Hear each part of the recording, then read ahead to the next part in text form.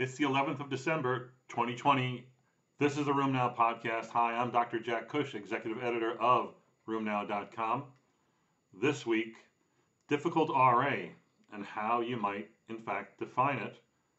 Second, we're going to talk about, hold on to your hat, Lyme disease guidelines. Really? Finally? I know you're waiting for them. And lastly, isn't it a great thing when you can sort of disprove an authoritative source? We're going to do that taking aim at the dermatologist. At the top, we're going to begin with our friends in Taiwan who did a great study that was published in Arthritis and Rheumatology. And this study looked at who gets RA, how often, what it costs, and what it does to life expectancy. So in this particular claims-based analysis from the Taiwanese health database, they looked at new cases of RA after 2003 until 2016. Now, 2003, I want you to note, is sort of the beginning or early on in the biologic therapy era. So maybe anything that they note in this time frame could be attributable to new therapies. Maybe, maybe not. What they did look at was the frequency of developing RA in a year-by-year way, looking at males and females, and they showed over time RA is becoming less frequent as the incidence rate has dropped reasonably and obviously if you look at the numbers, and I would encourage you to do so.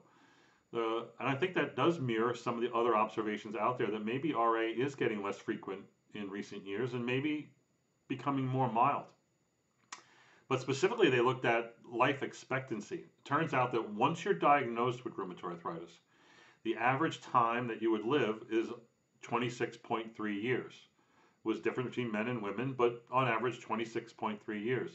More importantly, that RA patients were going to live a total of 4.97 or 5 years less than that expected of the same age group. And that's important because historically it's been said that RA patients, once diagnosed, have a shortened survival, anywhere between 8 and 11 years. So this observation of being only 4.97 suggests, well, gee, maybe things are changing, maybe things are getting better. They estimated the lifetime cost of managing RA is $72,000. They must not be on biologics in Taiwan, where it would be a lot more. That might be 1 year's expenditure. But nonetheless, that's what they put as the cost of disease. And then again, they are wondering whether or not that number of loss of life expectancy only being 4.97 is an improvement over what we've seen historically. I think this is an important paper. Talking about RA, how do you define difficult RA? Well, we talked about that in one of our reports from a few weeks ago. EULAR is looking at difficult RA. And I think that it's an important topic. We all have these patients. We're all looking for the next best therapy for them. Well, this particular study, coming from Arthritis Research and Therapy, looked at the patients who were multiple DMARD refractory or multiple DMARD failure patients. Of their cohort of 402 patients, 10% met this definition of being multi-DMARD refractory. And maybe that's a nice definition. It's actually one of the definitions EULAR uses. 10% of your patients could be called refractory RA or difficult RA. They compared that to patients who achieved remission or low disease activity state. That turned out to be 18%. So when trying to define or who may become a difficult RA patient, they came up with these variables that were predictive and significantly so in multivariate analysis. So one being having erosions, 2, younger age, 3, a high baseline DAS28 score, and lastly, and maybe more importantly, and having the greatest predictive value, was the delta DAS less than 1.2 at 6 months, meaning you start your first DMARD, within 6 months, if it's a success, you should certainly be able to lower your DAS score by greater than 1.2. That's been in many papers. But not achieving that in the first 6 months really sets you up to become a refractory RA patient with an odds ratio of 11.1, meaning that you're far more likely to do this again with your next DMARD and the next DMARD and the next DMARD. I think this is an important paper that helps to define difficult and refractory RA. Good news is coming out of the EMA. As you know, that's the FDA equivalent in Europe. Their division, sort of like our advisory board, CHMP, has recommended upadacitinib, also called Rinvoq, for the treatment of psoriatic arthritis and ankylosing spondylitis in adults with active disease. This is a recommendation from this advisory council. Now the EMA will make up their mind, and like the FDA, they usually take that recommendation and make that a true indication. Again, the JAK inhibitors are doing very well in disease outside of RA. Actually, this week, upadacitinib had a press release on their reports of phase 3 results in an ulcerative colitis trial showing it worked very well as well. So again, JAK inhibitors and UP are doing well. In the area of new therapies, where we need new therapies more than anything, osteoarthritis. That's a real unmet need. And there are trials going on. Fasinumab is one of these new nerve growth factor inhibitors that's been studied in multiple scenarios of osteoarthritis. Non-inflammatory osteoarthritis, nothing works there. But in osteoarthritis of the hip or knee, or osteoarthritis of the hand, I believe they have trials to show that they work. One of the big concerns, however, is by knocking out neural perception of pain, that patients with advanced osteoarthritis of the hip or knee may develop rapid progression of damage and degeneration that leads to a sooner than expected joint replacement surgery. So more or less like a Charcot joint, if you will. And that could happen when you use this drug even for other indications like this study, which I'm reporting on, which is a study of chronic low back pain. And in this study, it worked. It worked usually, it worked in a lot of patients, but it worked best and significantly so at the higher dose, which was 9 milligrams given every 4 or every 8 weeks. They had lower doses that didn't work as well. They had their optimal responses by week 16. And again, this was a study of patients with chronic refractory low back pain. They did see in a minority of patients this adverse finding of rapid osteoarthritis progression in 3.8% of those patients on fasinumab and only 0.7% who were on placebo. Lyme disease. There's no Lyme disease in Texas. There's no Lyme disease in a lot of states. You have to for Lyme disease, you have to be in an endemic area. But in endemic areas and surrounding those endemic areas, Lyme disease continues to be a challenge for many of us. There are new Lyme disease guidelines that were just published, and you can find the link on our report. These guidelines are a cooperative effort of 3 different societies: the IDSA, the Infectious Disease Society of America, the ACR, the American College of Rheumatology, and the Neurology Society. I think it's the AAN, is a neurology society, and they come up with guidelines for the prevention, testing, and treatment of Lyme disease. It's a good set of guidelines. There's a lot of them. They present guidelines in the context of questions that are clinical. You should read it and look at it if you're so inclined. I'll talk about a few of them. These guidelines, by the way, come from 36 experts in the field that included 3 patients on their guideline committee that used GRADE technology to develop their guidelines. First issue is, what about removing the tick? Do you remove the tick? Do you get it tested? Do you show that it's an Ixodes damini or Borrelia burgdorferi tick? And they say, no, you don't need to do it. You can remove the tick, and you could send it for analysis if you want. But the bottom line of identifying a tick that's got Borrelia burgdorferi in it turns out to not have any predictive value in whether someone's going to develop infection or not. Next, should you do testing in asymptomatic individuals who in fact have had a tick bite? And they do recommend against testing of asymptomatic individuals overall. And that's a strong recommendation based on moderate quality evidence. What about prophylactic therapy for people who have a tick bite and you're worried about they might get Lyme disease? Well, in general, they're against it unless it's a high-risk tick bite. High-risk tick bites, what's that? Is that a bigger tick? Is that a tick from space? Is that killer Ixodes damini ticks?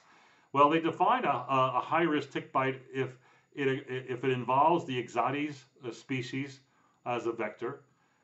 How are you going to know that unless you do testing for it? And they're not recommending testing, but maybe you know because you can look at them and tell. I can't. B, if it occurs in an endemic area. This is most important. And C, if the tick was attached for 36 hours or more. In those situations, prophylactic antibiotics may be useful. Lastly, what about testing? They do, if you have Lyme, if you think you may have Lyme arthritis, they first recommend serum antibody testing over PCR testing because it's the good screening procedure. You'll eliminate a lot of them. We know about the inaccuracies of serologic testing. If you have a positive serology, then do PCR, but only do PCR on tissue, meaning synovial fluid, or other involved tissues to see if it's positive for the Borrelia species. And therefore, that would be better presumptive evidence of active infection that may require therapy. I found these interesting, even though I live in a non-endemic area. You might find them interesting too. So, dermatologists, they got a lot of rules. Actually, they got a lot of names named after the people who found it. So, we don't have so much of that in rheumatology. There's no Zipf disease. There's no Ted Harris disease. There's no Jack Cush disease. Maybe that's why we're different than dermatologists. But one of the rules in dermatology is you don't give patients with psoriasis steroids. Because why? Well, when you stop the steroids, they're going to have a big old flare, and it's going to be a gigantic mess, and that you're going to say, I should never have given this person steroids. We in rheumatology sometimes I do at least, give my psoriatic arthritis patients steroids, and I have not noticed a big flare phenomenon. Well, a dermatology group has published this. I think it was in Annals of Rheumatic Disease. 1,970 psoriasis patients. This is a dermatology study. Psoriasis patients who were also given systemic corticosteroids by injection, by mouth. They found a flare rate, a psoriasis flare rate of 1.4%. Not much. So much so that we could almost say that dictum, that observational authoritative opinion is probably worth nothing. Of those patients who did flare, there was only one erythrodermic flare. There were no pustular psoriasis flares.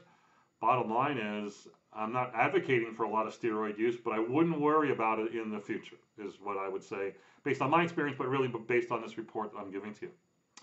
Next is the SELECT PSA2 trial. We talked about this during ACR last month. This is a study of upadacitinib in active psoriatic arthritis patients. It was recently published, is now in print. This is a phase 3 study of 642 patients who received either placebo or upadacitinib 15 or 30 milligrams for up to 24 weeks. The primary endpoint was at week 12. The skin endpoint was at week 16. Primary endpoint being ACR 20. And at week 12, there were, as you would guess, more significantly greater ACR 20 responses on 15 and 30, and I think that was 57 and 64% compared to 24% on placebo. Highly significant at week 12, and those significant numbers stayed significant out to week 24, where that and other secondary endpoints remain highly significant over placebo, including minimal disease activity, which at week 24 was 25 and 29% on UPA and only 2.8% on placebo.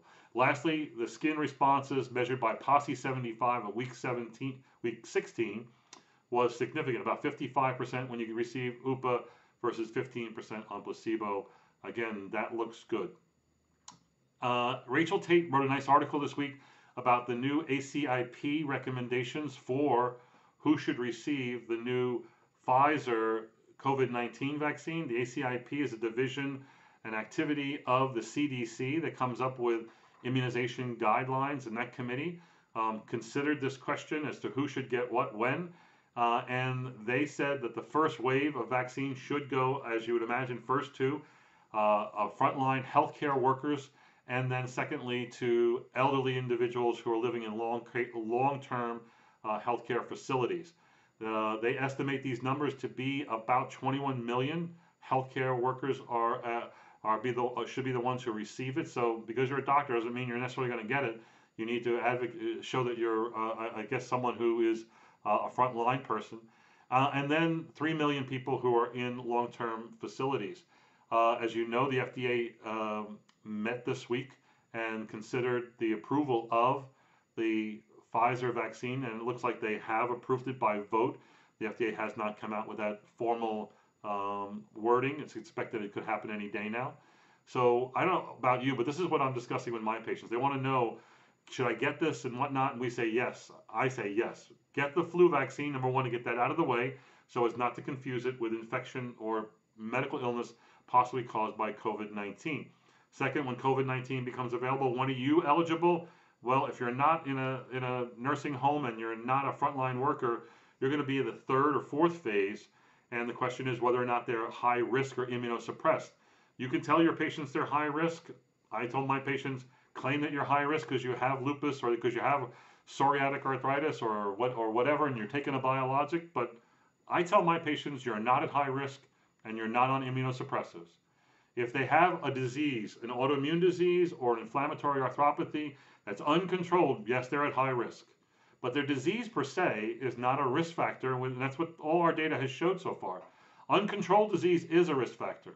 And our therapies, not so much. They're not immunosuppressive as much as they're anti-inflammatory. So again, your patient can make a play and you can back them up so they can get maybe the vaccine sooner. But honestly, they're not going to be high on the hit list of who's going to get this vaccine first line. Lastly, I want to end with a word of advice to all of you who take care of patients. I tweeted something this week because I don't think we as clinicians, as rheumatologists, have done an adequate job in educating our patients about how to handle this whole COVID-19 thing. We're waiting for them to come in and then we're answering their questions.